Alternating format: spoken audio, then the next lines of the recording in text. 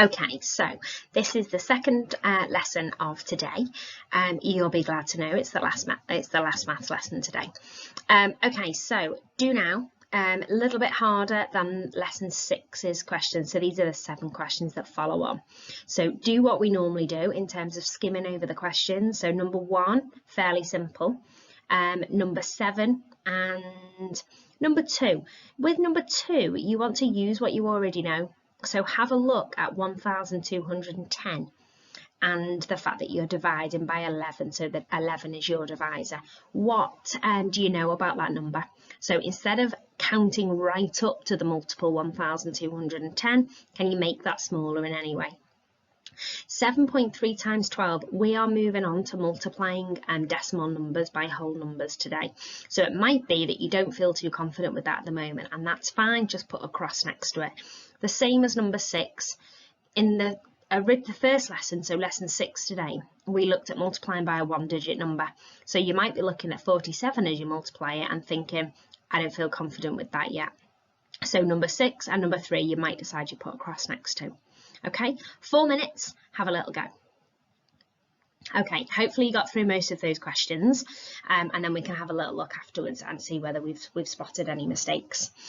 Okay, context of today's lesson is to continue using short multiplication, but this time including multiplying decimal numbers. So not too dissimilar to what we did in lesson 6, but throwing in a couple of decimals there as well. So the key vocabulary is the same as what it was in lesson 6. So factor, product, multiplier, multiple and multiplicand, and then you will be using the word decimal as well, decimal number. Okay, so if we look at the Let's Explore, the Let's Explore gives you 3 orange numbers and 3 purple numbers. Hopefully by looking at those you can quickly decide which one's your multiplicand, which one's your multiplier. So I would go with the orange numbers as your multiplicand, the first number in your equation, and then the purple numbers, the 4, the 7 and the 6 as your multiplier. And what you're going to do now, you've got 2 ways of approaching this. If you have somebody at home that you can work with, you're going to partner yourselves up and be partner A and partner B. Partner A is going to take an equation. So for example, if I was partner A, 32.6, and then I might decide I'm going to multiply that by 4. So I've got my equation written down, and I'm going to talk through how to do that equation, and I'm going to purposely try and make a mistake. And partner B is going to have a look and spot my mistake and then explain it to me. If you're working by yourself, you will need to choose an orange number like I just have and a purple number and write down the equation. Solve the question yourself and then write a sentence at the end that would explain what is a mistake that somebody might make here. What's a common mistake? So when we're multiplying decimal numbers by a whole number, the easiest way to do this and the strategy that we're going to use is by not having that as a decimal number. So currently I've got 32.6. So if I put 32.6 in my tens frame, I've got 30, 2, and then I know I've got 0.6 here in my tenths here, 32.6, so I'll do that here as well. Tens, ones, and then my tenths column, which I think might have just been cut off your screen. So I've got my tens, ones, and I've got my tenths here, my 6 tenths.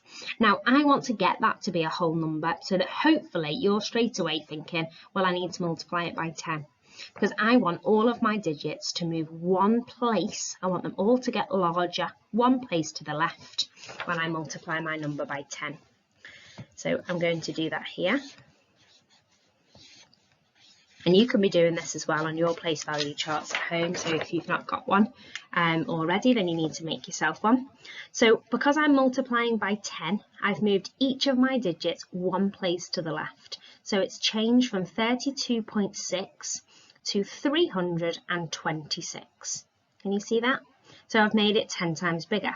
So now I've got a much easier equation because now I've got 326 multiplied by 4, which was exactly the same as what we were doing yesterday, multiplying whole larger numbers by 1-digit numbers.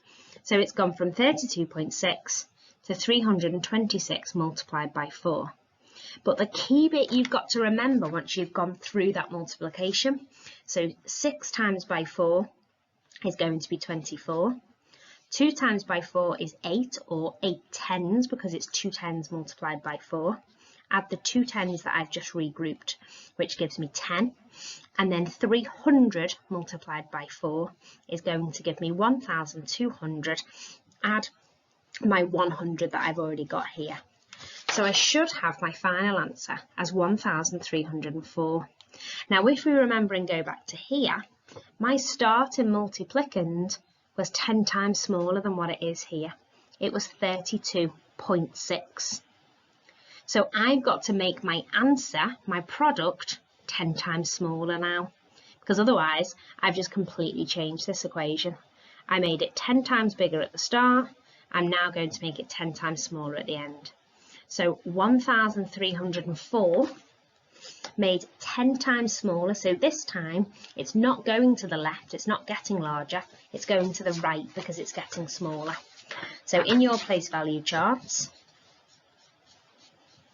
you would put 1,304 in your place value chart. So this time you've got your thousands column, and I'm looking at making that smaller, dividing it by 10.